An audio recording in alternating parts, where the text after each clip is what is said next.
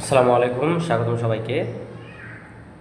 তো একটা নিউজ আমরা বেশ কয়েকদিন যাবৎ সোশ্যাল মিডিয়া সহ বিভিন্ন জাতীয় পত্রিকায় আমরা দেখতে পাচ্ছি যে একটা বড় সংখ্যক বাংলাদেশে আশ্রিত রোহিঙ্গাদেরকে মিয়ানমার সরকার নিতে আগ্রহ প্রকাশ করেছে। তো কার্যক্রমটা যদি এখনও তেমনভাবে শুরু হয়নি, যাই হোক সেটা বড় কথা না।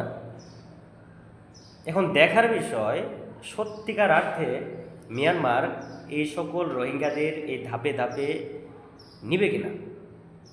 চলুন একটু দেখি যে আসলে এটা বাস্তবতাটা কতটুকু।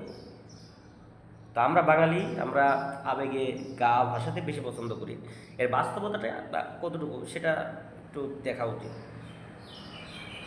প্রথমত, বিগত প্রায় এক দশকের বেশি সময় ধরে এই মিয়ানমারের আরাকান রাজ্য থেকে আসা রোহিঙ্গারা বাংলাদেশে শুধু প্রবেশ করে যাচ্ছে এবং মনে হয় না একজন রোহিঙ্গাও মিয়ানমারে যেতে পেরেছে বিভিন্ন কারণে। কী কী কারণ আছে এর ম্যাক্সিমামগুলো আমরা জানি। তো এবার বাংলাদেশ থেকে যে পরিমাণ রোহিঙ্গা নিতে তারা আগ্রহ প্রকাশ করেছে, এর বাস্তবতা আমি মনে করি না তেমন একটা আছে। তো যেতে পারলে তার অনেক আগেই যাইতো। এখন আমাদের বর্তমান অন্তর্বর্তীকালীন সরকারের মাননীয় প্রধান উপদেষ্টা ডক্টর মোহাম্মদ ইউনূসের কূটনৈতিক কূটনৈতিক চালে যদিও কিছু যেতে পারে, তবে এটা কিন্তু আমি মনে করি না এটা কিন্তু প্রকৃত সমাধান।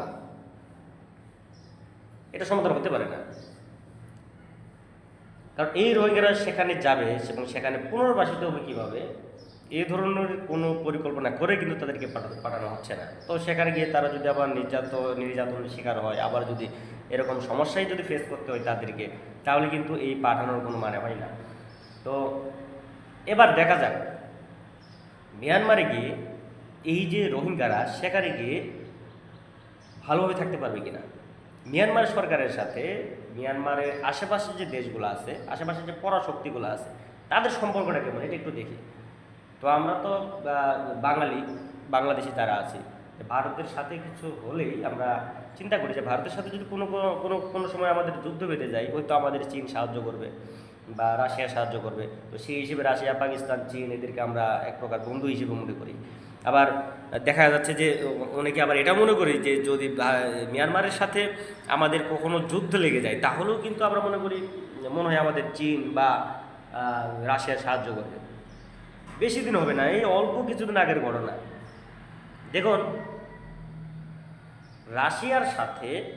রাশিয়ার সাথে চীনের সম্পর্ক, মিয়ানমারের সম্পর্কটা দেখুন। এই সম্পর্কের জের ধরে কিন্তু মিয়ানমার সরকার রাশিয়াকে প্রায় 1 ডজন হাতি উপহার দিয়েছে।